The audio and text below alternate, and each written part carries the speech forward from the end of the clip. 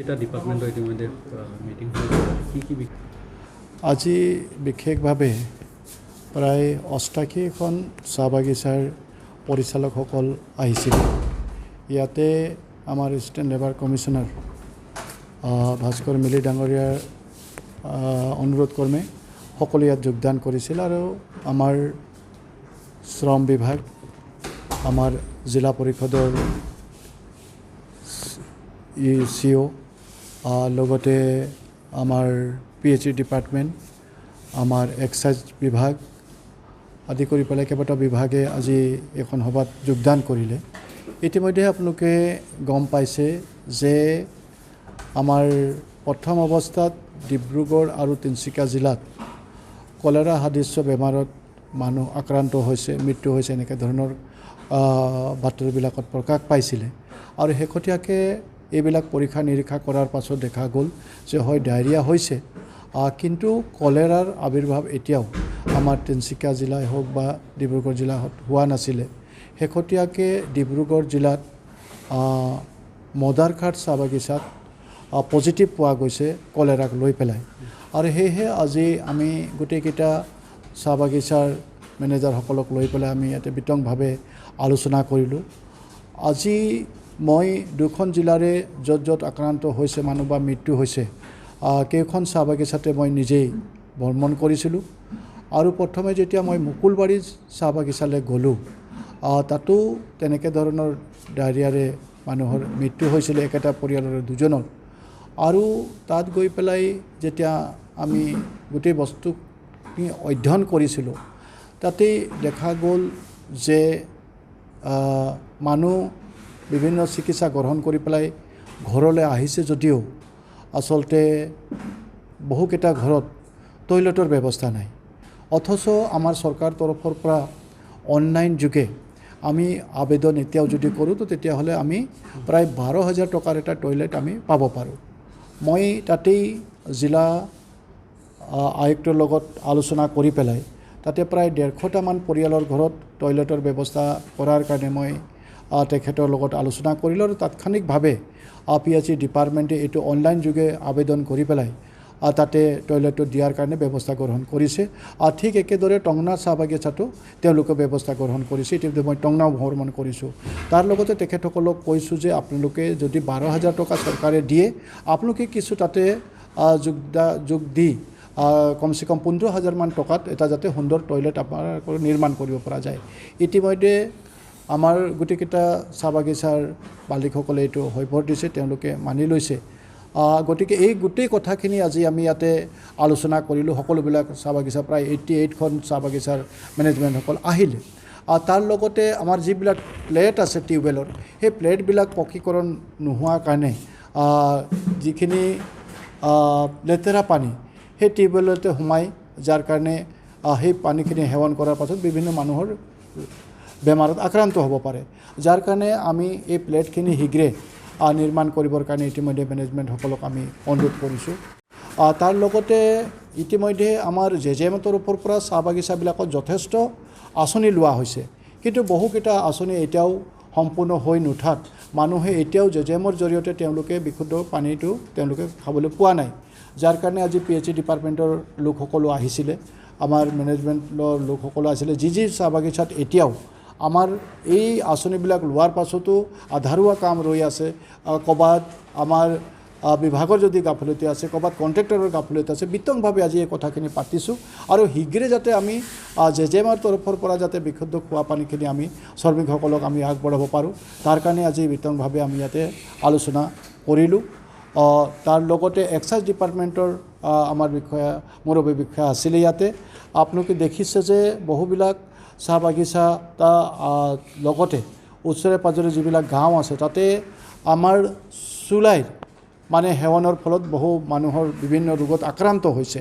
তো গতিকে এই যিবিলাক অবৈধ চুলাই ভাটি আছে, সেইবিলাক যাতে শীঘ্ৰে উচ্ছেদ কৰাৰ কাৰণে ব্যৱস্থা ল'ব লাগে। আৰু তাতে আমাৰ মেনেজমেণ্টসকলৰ সহযোগিতাটো নিশ্চয় লাগিব যে ক'ত ক'ত এনেধৰণৰ অবৈধ কামবিলাক হৈ আছে। আজি বিতংভাৱে তেখেতসকলৰ লগত এই আলোচনা বিলোচনাবিলাক আমি কৰিছোঁ আৰু চৰকাৰৰ তৰফৰ পৰা যথেষ্ট আন্তৰিকতা আছে। তাৰ লগতে আমাৰ MGNREGA তৰফৰ পৰা প্ৰায়বিলাক লাইনতে আমি তেওঁলোকৰ নলা নৰ্দমা ৰাস্তা এইখিনি নিৰ্মাণ কৰি দিব পৰাকৈ আমাৰ এটা আঁচনি আছে। গতিকে বহুত চাহ বাগিচাই ইয়াক গ্ৰহণ কৰা নাই, অথচ এই সুবিধাবিলাক আমাৰ মাজত আছে। গতিকে এই যাতে এতিয়াৰ পৰাই তেওঁলোকে প্ৰত্যেকটো চাহ বাগিচাতে তাৰ কাৰণে আঁচনি প্ৰস্তুত কৰি পেলাই আমাৰ মানে BDO হওক বা আমাৰ যিসকল ইঞ্জিনিয়াৰ আছে তেখেতসকলৰ লগত মেনেজমেণ্ট কমিটিয়ে একেলগতে আলোচনা কৰি পেলাই যাতে প্ৰত্যেকটো লাইনৰে সুন্দৰ ব্যৱস্থা হয় পানী নিষ্কাশনৰ কাৰণে, ৰাস্তাবিলাক সুন্দৰভাৱে নিৰ্মাণ কৰিবৰ কাৰণে আঁচনি এতিয়াই প্ৰস্তুত হয়। আৰু এইটো এটা চৰকাৰে ব্যৱস্থা কৰি দিছে যে যেতিয়া আন ছিজন হ'ব, আন ছিজনত যেতিয়া অস্থায়ী শ্ৰমিকসকল কামৰ পৰা তেওঁলোকে কাম নাথাকে তেওঁলোকৰ, তেতিয়া প্ৰায় 2 মাহ 3 মাহ তেওঁলোকে এনেই থাকে, য'ত ত'ত কাম কৰে। গতিকে এইটো MGNREGAৰ লগত জড়িত কৰাই তেওঁলোকে যাতে নিজৰ লাইনৰে কামবিলাক তেওঁলোকে নিজৰ ৰাস্তাবিলাক নিজেই নিৰ্মাণ কৰি ল'ব পাৰে, তাৰ কাৰণে MGNREGAই যথেষ্ট টকা পইচা দিব। এই কথাখিনিও আজি আমি বিতংভাৱে আলোচনা কৰিছোঁ। এনেকৈ বিভিন্ন চৰকাৰী সা সুবিধাবিলাক আছে, কিন্তু আমি আজিও ল'ব পৰা নাই। মেনেজমেণ্টে তেনেকৈ ধৰণৰ সহযোগিতা ক'ৰবাত কৰিছে, ক'ৰবাত নাই কৰা, তেনেধৰণৰ আছে।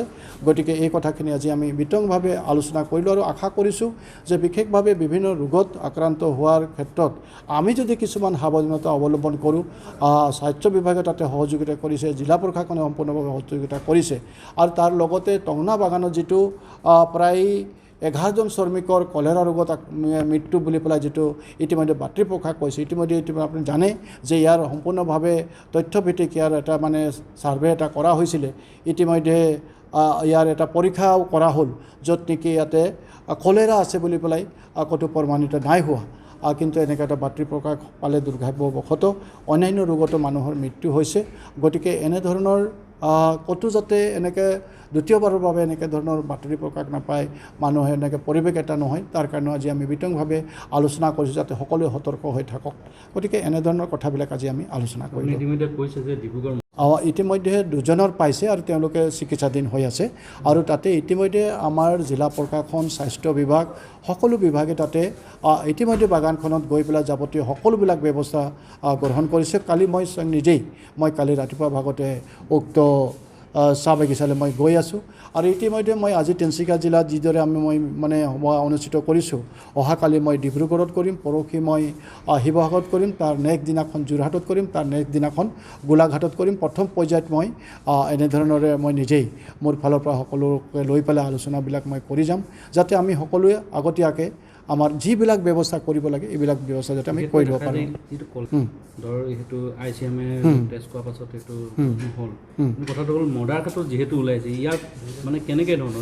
ইতিমধ্যে পানীৰ পৰাই হৈছে বুলি পেলাই ইতিমধ্যে তেওঁলোকৰ যিটো পৰীক্ষাত ওলাইছে পানীৰ পৰাই হৈছে বুলি কৈছে। গতিকে ইয়াতে কেইবাটাও কাৰণ হ'ব পাৰে, যেনেকৈ যদি মুকলি জেগাত কিবা তেনেকৈ বজাৰ আমাৰ হয়, তাতে মাখি পৰে, তাতে যদি সেইবিলাক যদি কালি কিনি পেলাই কোনোবাই খায় কিবা বস্তু, তেতিয়াও হ'ব পাৰে। বা পানীটো যদি তাতে বীজাণুটো আছে আৰু সেই পানী যদি আমি সেৱন কৰিছোঁ তাৰ কাৰণেও হ'ব পাৰে।